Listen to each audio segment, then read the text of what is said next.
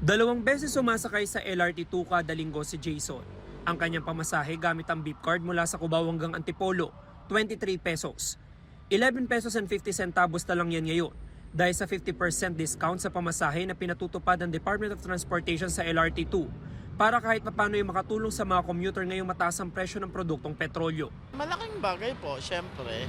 Dahil unang-una, nakakatipid kami sa pamasahe, especially as na commuter. So, malaking bagay sa amin yung tipid na yun. Saan nyo naisip na ilaan sana sir yung matitipid nyo? Siguro sir, sa pamasahe din. Kasi syempre, nag-LRT, tapos bus pati. So, yun. Siguro doon na lang din ma-divert. Araw-araw namang suki ng LRT si Rome.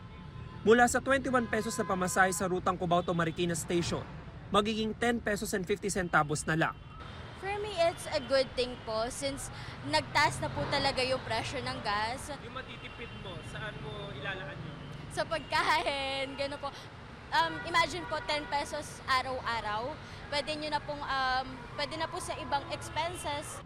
Malaking bagay lalo na sa minimum wage earner gaya ni Mara na mahalaga ang kada pisong matitipid. Nakakatulong na din naman sa amin po. Sa pagbawas din ng pamasahe. Saan nyo po ilalaan yung matitipid nyo? Siyempre po, mga anak din po kasi ako kaya nagtitipid-tipid na din po. Nakapaskil ng discounted fare matrix sa bawat estasyon. Sa single journey ticket, 8 pesos hanggang 18 pesos depende sa destinasyon.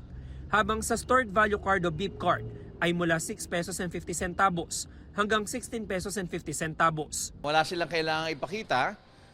Pero yung nalilinawin ko, yung naka 50% na ngayon, like yung mga estudyante, senior citizen, PWDs, 50% na sila, so wala nang further discount yon.